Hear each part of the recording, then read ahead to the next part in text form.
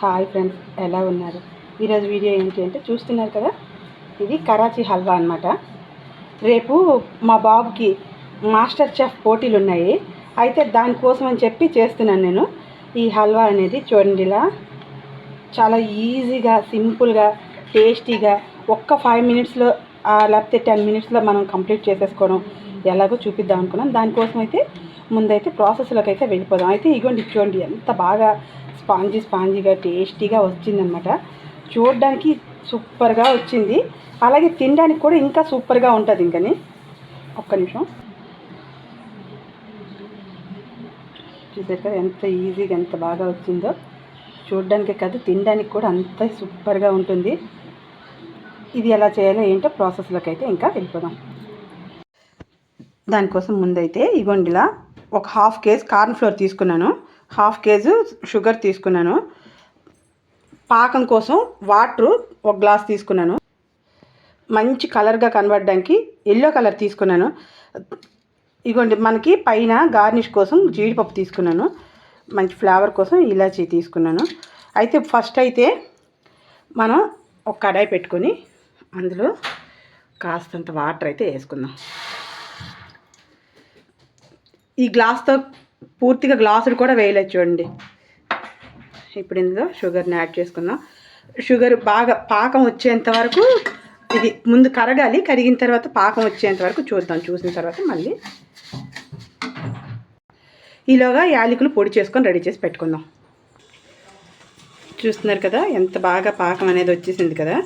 ఇప్పుడు ఈ స్టేజ్లో ఉండగా మనం కార్న్ ఫ్లోర్లో కాస్తంత వాటర్ వేసుకొని అది ఇందులో వేసుకుందాం. అయితే ఇగోండి, ముందైతే యాలకి పొడి వేసేద్దాం. యాలకి పొడి వేసుకున్నాక ఒక్కసారి కలుపుకొని ఫస్ట్ అయితే వాటర్ కలుపుకొని ఈ కార్న్ ఫ్లోర్ అనేది రెడీ చేసుకుందాం. ఫస్ట్ ఇందులో కాస్తంత వాటర్ వేసుకొని కలుపుకుందాం.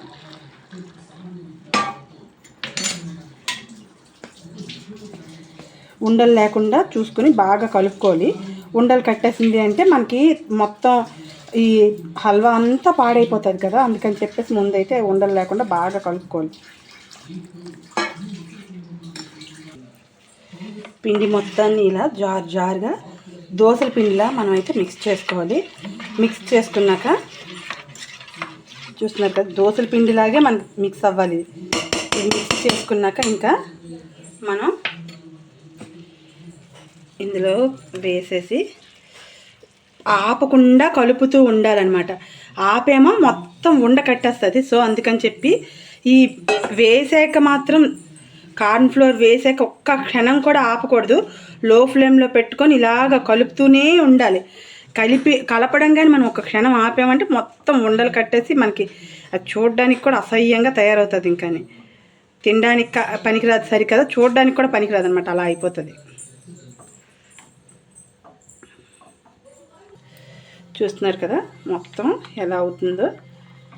అంత ఇంక ఇలాగా దగ్గరగా అయిపోయింది అంటే మనం నెక్స్ట్ మొత్తం అంతా ఇందులో కాస్త ఫుడ్ కలర్ వేసేసి కాస్తంత నెయ్యి వేసి కోసేయడమే ఇంక ముక్కలైతే. అయితే మొత్తం లో ఫ్లేమ్లో పెట్టే మాత్రం చేయండి, లేకపోతే మాత్రం అడుగు పట్టేస్తుంది.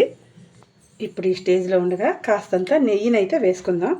నెయ్యి వేస్తే అడుగు అంటికుండా జాగ్రత్తగా మనకు వస్తుంది కదా. సో అందుకని చెప్పేసి ఒక 3 టేబుల్ స్పూన్స్ అంతా నెయ్యి అయితే యాడ్ చేస్తున్నాను దీనిలో.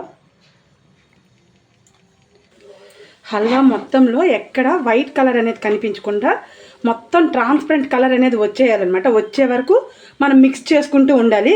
అప్పుడు మనం ఫుడ్ కలర్ ఏదైనా యాడ్ చేయాలంటే యాడ్ చేసుకోవాలి. ఇప్పుడు ఈ స్టేజ్లో ఉండగా ఇంకో టేబుల్ స్పూన్ అంత నెయ్యిని వేసుకుని అలాగే మనము ఫుడ్ కలర్ ఇగోండి ఇంత ఫుడ్ కలర్ అయితే వేస్తున్నాను. నేనైతే ఎల్లో కలర్ వేసాను. మీకు ఏ కలర్ అవైలబిలిటీ ఉంటే ఆ కలర్ వేసుకోవచ్చు. ఇప్పుడు ఇది మొత్తాన్ని బాగా మిక్స్ చేసుకుంటే మనకు మొత్తం కలర్ అంతా పట్టింది అంటే మనకి ఇంకా ఆపేయడమే, దించేయడమే ఇంకని. ఇప్పుడు ఇంకా మొత్తం హల్వా మొత్తం కంప్లీట్ అయిపోయినట్టే. స్టవ్ ఆఫ్ చేసేసి ఇగోండి ఇలా ఒక ప్లేట్లో అయితే నెయ్యి రాసి రెడీ చేసి పెట్టుకున్నాను. ఈ ప్లేట్లో అయితే మొత్తం వేసేద్దాం. మొత్తం అంతా హల్వా అంతా ప్లేట్లోకి వేసాక నీట్గా సర్దేసుకున్నాము అంటే మనకి ఇది ఈవెన్గా అన్ని వైపులు ఒకేలా రావాలి అంటే మన అప్పడాల కర్ర ఉంటుంది కదా, రొట్టెలు చేసుకునే కర్ర, దాంతో మొత్తం ఒక్కసారి మనం చపాతీ ఎలాగైతే పాముతామో దీని మీద ఒక్కసారి అలా స్ప్రెడ్ చేసేసాము అంటే మొత్తం ఒకేలా తయారవుతుంది అనమాట. చూడండి అంతా ఒకేలా కనబడుతుంది కదా. ఇప్పుడు ఇంకా దీని మీద కాస్తంత షుగర్ తీసుకొని ఇలాగా కాస్త వేసుకున్నామంటే పైన దీని మీద ఇంకా మనకి ఏ డ్రై ఫ్రూట్స్ ఉంటే ఆ డ్రై ఫ్రూట్స్, నేను చెప్పాను కదా జీడిపప్పు అనేది తీసుకున్నాను నేను. అయితే జీడిపప్పు కూడా ముక్కలు చేసేసి ఇలా వేసేసి ఇది కూడా ఒక్కసారి మనం అప్పడాల కర్రతో పామేసాము అంటే ఇలాగని రోల్ చేసాము అంటే మొత్తం మనకి ఒకేలాగా తయారవుతుంది కదా. అంత ముక్కకి బాగా ఈ ప్రతి పీస్కి ఈ షుగర్ ఉన్ని జీడిపప్పు తగులుతుంది. సో అందుకని చెప్పేసి మనకి కావాల్సిన షేప్లో మనం కాస్త చల్లారిందంటే కట్ చేసుకోవచ్చు. ఇంకా ఫస్ట్ అయితే ఈ వేడిగా ఉండేప్పుడే మనం ఏది గార్నిష్ చేయాలనుకుంటే చేసేసుకోవడం అనమాట. ఇంకా ఇప్పుడైతే మళ్ళీ ఒక్కసారి ఈ రొట్టెల కర్రతో ఇలా రోల్ చేసేసుకున్నాము అంటే మొత్తం అన్నీ జీడిపప్పు అన్నీ చూడండి బాగా కాస్త చల్లగా అయినాక ఇంకా మనం అయితే పీసెస్ కింద కట్ చేసేసుకుందాం. ఇప్పుడు ఇంకా కట్టర్ తీసుకొని మనకు కావాల్సిన షేప్లో పీసెస్ కింద కట్ చేసేసుకుందాం. పూర్తిగా చల్లగా అయిపోయింది ఇది. నా దగ్గర ఈ పిజ్జా కట్టర్ ఉంది కాబట్టి నేను దీంట్లో కట్ చేస్తున్నాను, లేకపోతే చాక్తో కట్ చేసుకుని అవుతుంది. మీకు ఏ షేప్లో కావాలంటే ఆ షేప్లో కట్ చేసుకోవచ్చు. ఓకే ఫ్రెండ్స్, ఈ వీడియో కనుక మీకు నచ్చితే లైక్ చేయండి, షేర్ చేయండి, సబ్స్క్రైబ్ చేయండి, ట్రై చేయండి, కామెంట్ చేయండి. Watch our channel Keerthi creatives.